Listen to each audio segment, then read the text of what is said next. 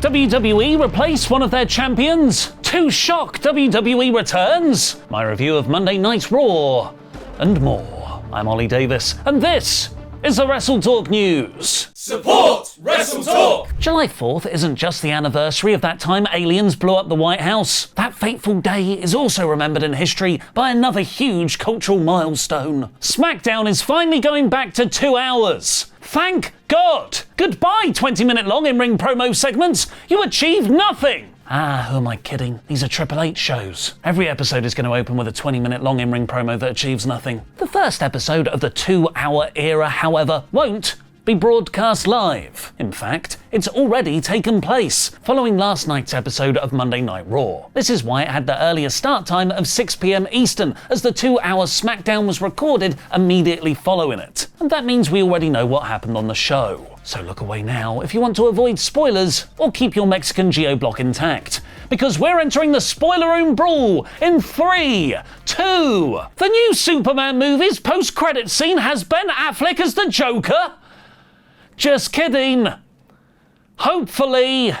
1. Showing! Drew McIntyre made his WWE return in the opening segment, where he tried to turn Cody Rhodes and Randy Orton against each other, stoking tensions from their King of the Ring final in Saudi Arabia, but Orton laid him out instead. Later on, Drew vs. Randy was made official for Saturday night's main event. McIntyre has reportedly had time off to recover from some lingering injuries. He hasn't been seen on WWE TV since the last Saturday night's main event on the 24th of May, where he lost to Damian Priest in a steel cage match where Priest just walked through the door like a coward. Never change, Jesse. But McIntyre might not be the only WWE return over the next few weeks, as WWE Hall of Famer Trish Stratus is reportedly booked for a match at Evolution on the 13th of July. BW Insider writes that Stratus was backstage at last night's Raw in Pittsburgh, and then during the SmackDown tapings, Tiffany Stratton said how she wants to defend her women's title against Stratus at Evolution. This brought Trish out to accept. The two have previously tagged together at Elimination Chamber in Toronto back in March, where they beat Nia Jax and Candice LeRae. This might be a late change, as Liv Morgan's injury appears to have thrown out the Evolution card. But an even more shocking WWE has been formally announced. One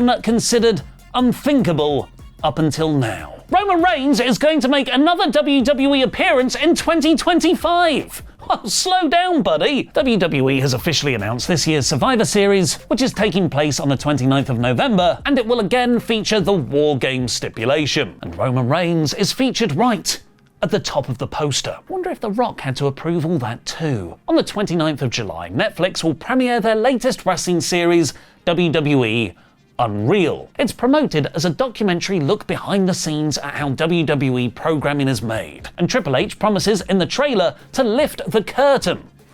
So 100% scripted then. Post Wrestling has published an article with what they've heard about the series, which is compared to HBO's popular Hard Knocks docuseries for the NFL from 2001. The first episode will follow Raw's premiere on Netflix, with spotlights on CM Punk, Cody Rhodes and Rhea Ripley. Episode 2 will detail the Royal Rumble match, Cody and KO's feud, and a spotlight on Jey Uso. Episode 3 is framed around the female wrestlers, including Charlotte Flair's return and the Women's Rumble. Episode 4 covers John Cena's heel turn at Elimination Chamber and the lengths they went to keep it a secret. It also weirdly covers the New Day's heel turn, which happened late 2024. We are told this is the only episode where Nick Khan will speak, as well as appearances by Dwayne Johnson and Brian Gewirtz for the portion covering Cena's heel turn. And episode 5 is about WrestleMania 41, which apparently has no mention of The Rock not being featured in the main event between Cody and Cena, despite that being one of the biggest real-life stories around that weekend. Which brings us to the modern phenomenon of documentaries made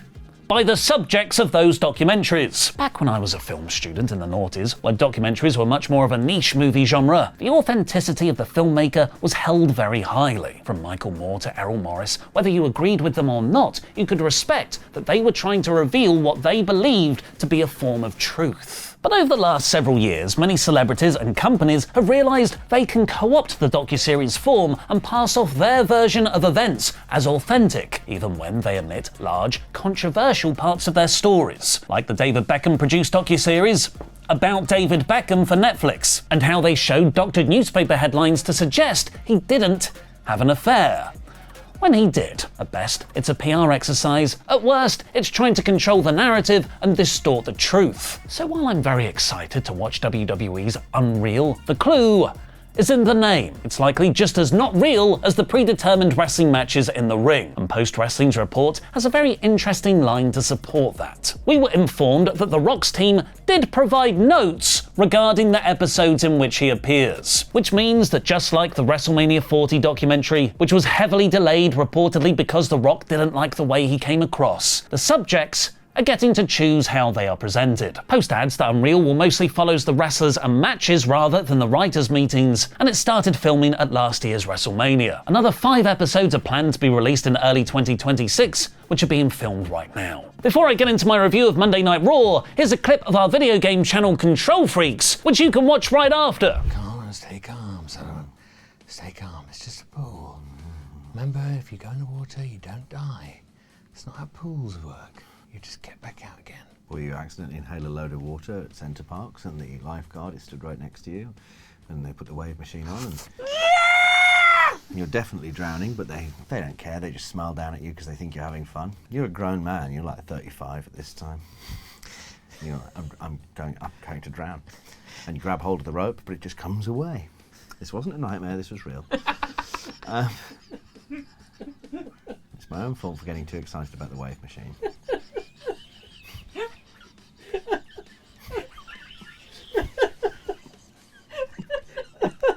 It's true.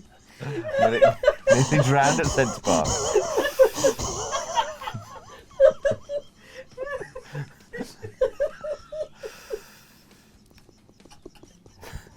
They didn't give a shit. Oh no! Right. Well, while everyone tries to pull themselves together, I'm going to finish this level. Come on!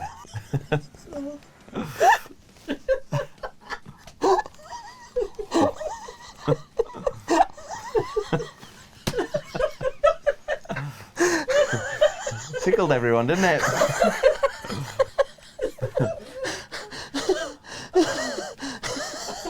And I've done it! I finished pool game!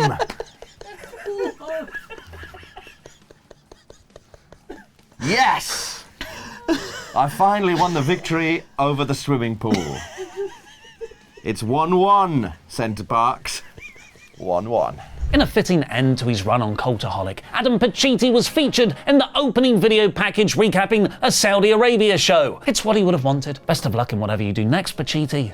Wrestling YouTube won't be the same without you. Rhea Ripley opened the actual show where she said that her beating Raquel Rodriguez is the end of that Judgment Day feud. Super easy, barely an inconvenience. Which activated Rhea's Women's Championship storyline as WWE remembered they've got an Io Sky who they haven't booked in a match since the 12th of May. That match saw her team with Rhea to beat Roxanne Perez and Julia in the main event of Raw, after which Ripley glared at Io's women's title. You would have thought that was the story, but instead Sky just chose Ripley as her Evolution opponent. This was a very lackluster way to pick their feud back up, but at least Io's on TV. Dominic Mysterio showed AJ Styles his doctor's note that said he can't touch him. The medical community! Then we got Dom's Judgment Day buddies Finn Balor and JD McDonough challenging for the New Day's tag team titles. At first, I scoffed. A tag title match after little build just starting 20 minutes into the show, not as a main event, with the New Day not even getting an entrance in the edited version, and the dynamic being the historically ineffective heel versus heel. It's proof that really, WWE doesn't care about Raw's tag division, which is infuriating given how brilliant New Day's heel turn was back in December. But then the match was really good. Finn and JD worked as the babyfaces incredibly well, and the near falls escalated the drama more and more. Coup de grace, kick out, midnight hour, kick out. Woods using the title belt behind the referee's back, kick out. And ultimately, in a satisfying non-interference finish,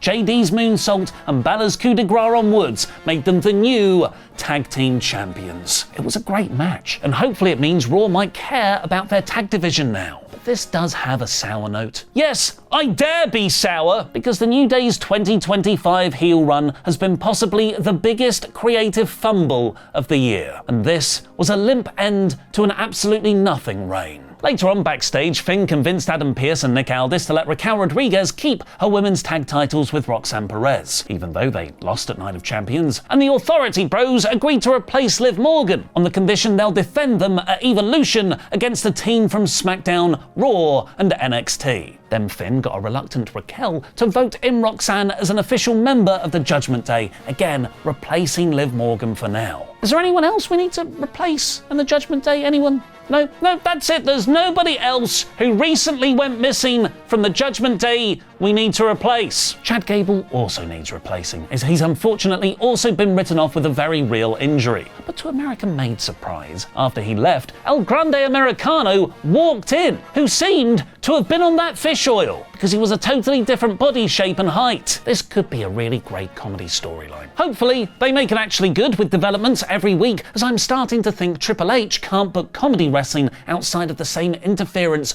week after week after week. Sheamus and Rusev had a good big man match, which Rusev cheated to win, poking Sheamus in the eye and then yanking Sheamus's sternum into the exposed turnbuckle. They'll surely have another match. The Authority Bros then announced that Evolution will have a battle royale, where the winner gets a title shot at Clash in Paris. Gunther said he could beat Goldberg in 3 minutes, but he's going to stretch it out and embarrass and bully him. But who is next for Gunther after Goldberg? This brought out Seth Rollins, who said he never wanted to cash in against John Cena. He only flew to Saudi Arabia to stop CM Punk from winning. This brought out Punk for a brawl, where Punk pushed Gunther to the ground too. And LA Knight awesomely jumped Seth when he was escaping through the stands. It'll be Knight versus Rollins at Saturday night's main event, and Knight told Punk to get to the back of the line.